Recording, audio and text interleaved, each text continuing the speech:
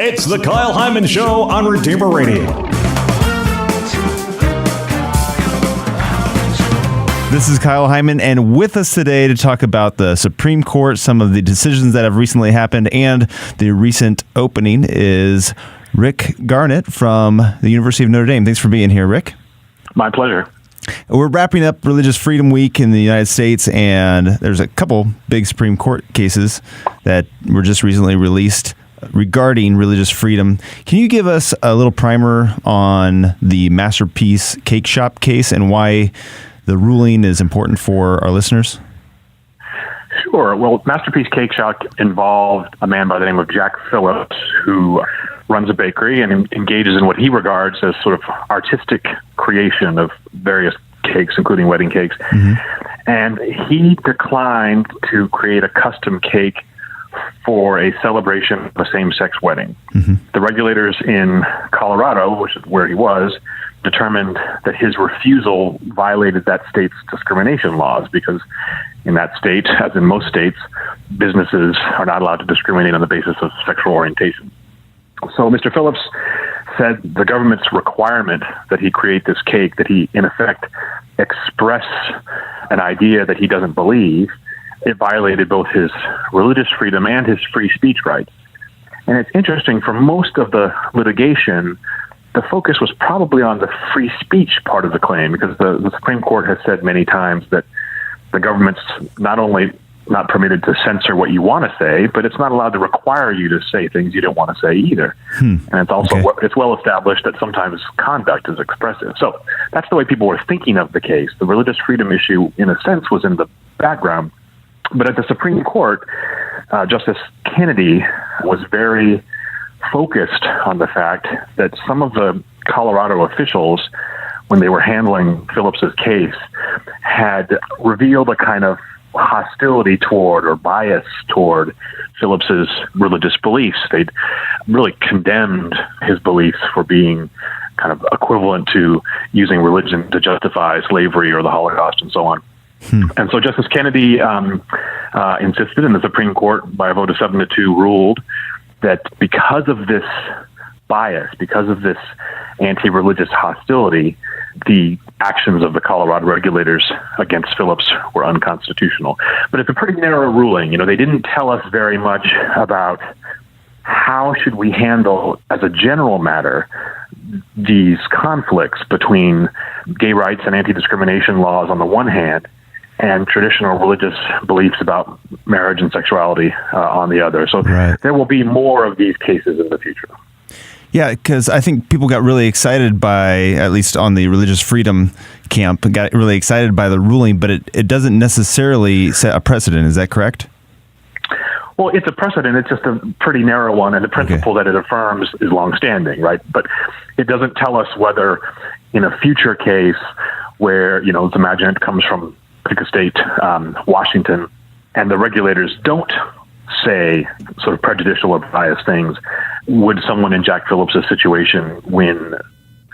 And so far, we've had one case decided since Masterpiece Cake Shop in Arizona, which is very much like the Masterpiece case, and the baker lost because the court said, well, Masterpiece was about a situation where the regulators were motivated by bias, and that's not true here. So this is far from resolved. There's going to be more cases presenting this tension.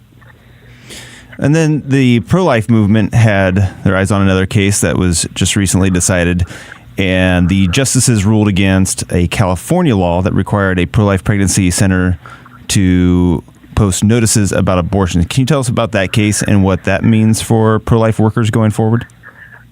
Yeah, this is a very important freedom of speech case, and I'm not surprised that Justice Kennedy joined it. He's actually been, during his career, he was pretty consistent in protecting the free speech rights of pro-life Americans.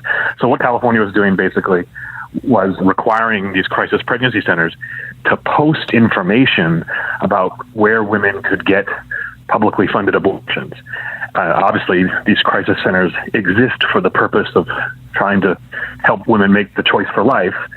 And their argument was, you know, the state can't make us be their bulletin board, their mouthpiece. It can't make us be an advertisement for the very services that we refuse to provide, right? Again, it's a compelled speech argument.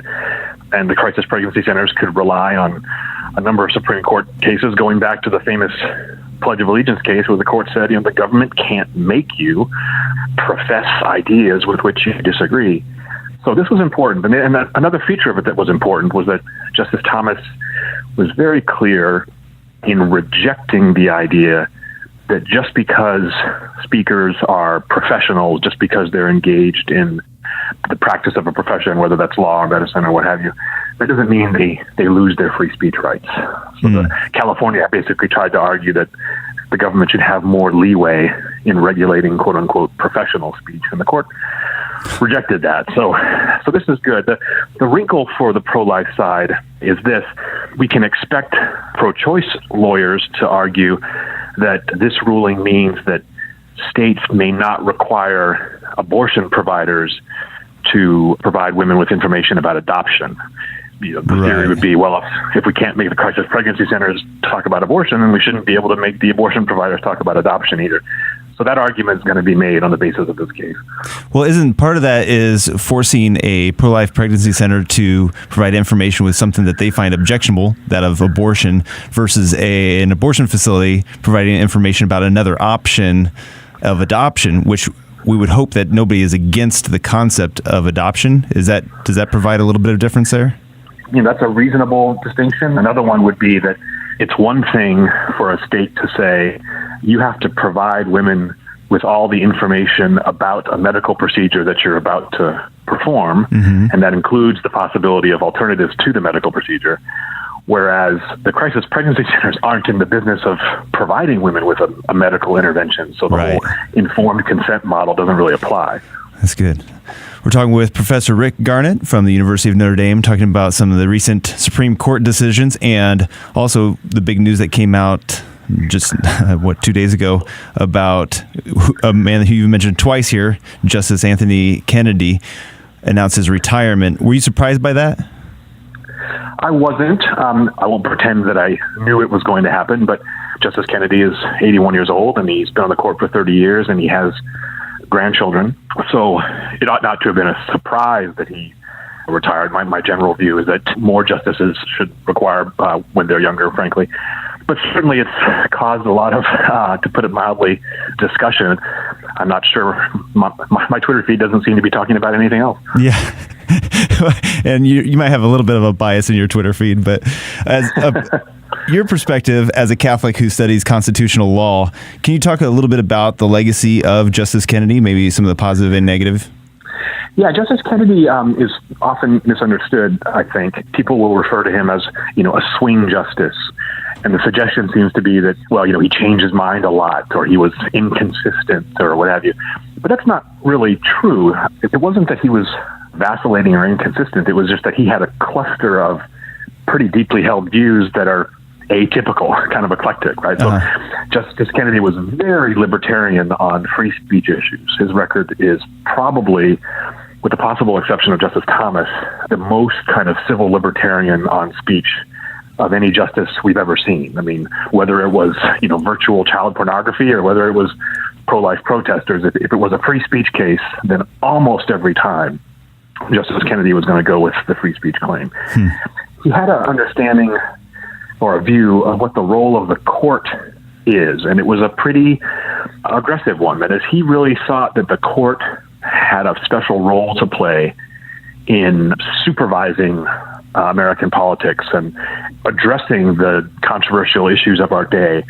And I think in hindsight, at least my view would be that his view of the judicial role was too grandiose. So in the Casey versus Planned Parenthood decision, not only did he decline to overrule Roe versus Wade, although he did participate in limiting it, but he joined a section of the ruling where the justices said something like, and I'll get the quote wrong, it's the job of the court to call upon the nation to stop disagreeing about this issue, as if the court could declare a debate over. But he had confidence that the court could play a role in kind of soothing political disagreements, and I think that led him to have an overly expansive idea of the kinds of questions that courts should decide.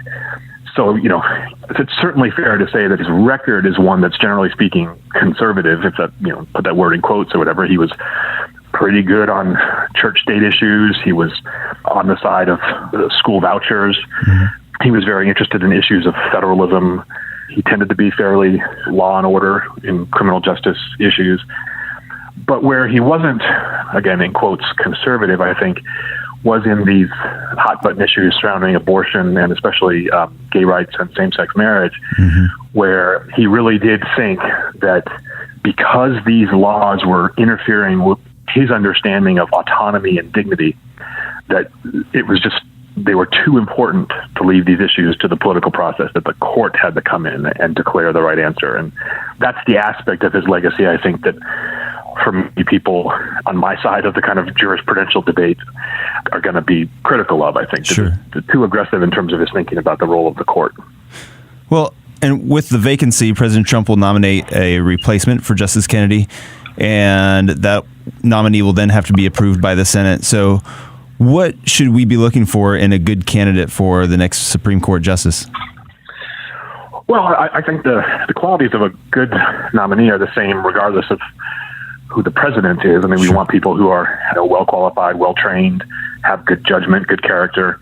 I would say that I'd like to see judges that are somewhat more restrained than Justice Kennedy was, perhaps. Judges who regard themselves as limited in their role, that their role is to interpret the laws that the legislature enacts, to interpret the measures that administrators or the executive take, and that it's not really the role of the court to kind of be the engine of moral progress in the country. But my sense is, despite what we might think about the current administration in some areas and kind of erratic behavior in some areas, mm-hmm. the judicial nominations process has been pretty normal and conventional. The judges we've seen this administration nominate, in my view, they've all met the criteria I just set out.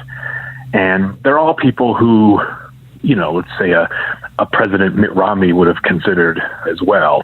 These are not nominees who are in any way strange or out of the mainstream. You used to see jokes that, if President Trump is elected, we're going to see Judge Judy put on the Supreme Court or something. That's not going to happen. Right. All of the nominees, all the people on the president's list are, I think there'd be consensus on this point. They're intelligent, qualified persons of good character. They're all judicial conservatives. And so for those people who really worry about the court becoming more judicially conservative, they're going to be concerned about these nominees, mm-hmm. but none of them are unqualified or inappropriate or out of the conservative mainstream. Does that limit the possibility or the chances of it being approved by the Senate if it is a fairly conservative nomination?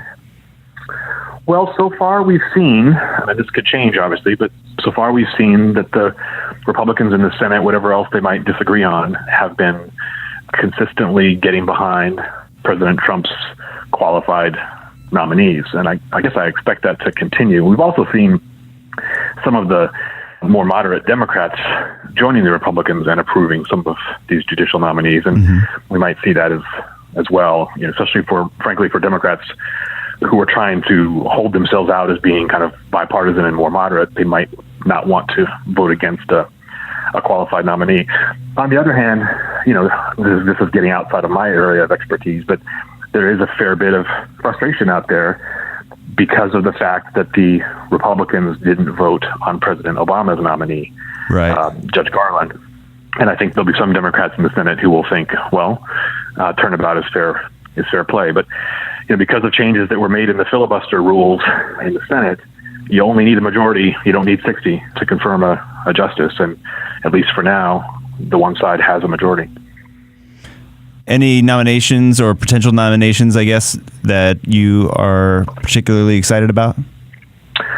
Well, I have to say, a number of the people on the president's list are longtime friends of mine, so I'd rather not mention any particular names. Fair enough. I do think, though, that each and every one of them fits the bill in the sense that each would have the right judicial temperament. Each has the training and education and character, I think, to be a good judge. So from my perspective, if the president sticks with this list, it's hard to see a nominee that wouldn't be appropriate. And again, in many respects, and this is worth remembering, again, in light of the stuff that's out there in social media. Justice Kennedy, for 30 years, in most cases, was a judicial conservative. Again, not in all. So if his replacement is another judicial conservative, like Justice Gorsuch, like Chief Justice Roberts, and so on, it actually won't change things that much. It'll change things in some particular cases where the court was sharply divided. But it's always worth remembering that, the vast majority of the Supreme Court's business is kind of technical law geek stuff. And most cases are 9-0 or 8-1. And even a lot of the 5-4 cases aren't left versus right or right versus left or red versus blue or what have you. So it's really important for everybody to remember that relatively few cases are 5-4 liberals versus conservatives. Sure. And even with those, Justice Kennedy was, generally speaking, one of the conservatives. Where it could make a difference, as some people have pointed out, are on some very, again, hot-button questions having to do with whether it's abortion regulation or race-based affirmative action, perhaps. But in a whole lot of cases, the court's basic stance probably won't change. All right. Well, where can people follow what you're up to and the work that you're doing with Notre Dame? Well, I've got a blog about Catholic legal theory that I run with some other Catholic law professors called Mirror of Justice, and I'd certainly welcome people looking at that. And then if people can stand being on Twitter, I'm at Rick Garnett. All right. Well, thank you so much, Professor Garnett, for joining us today. I appreciate it. My pleasure.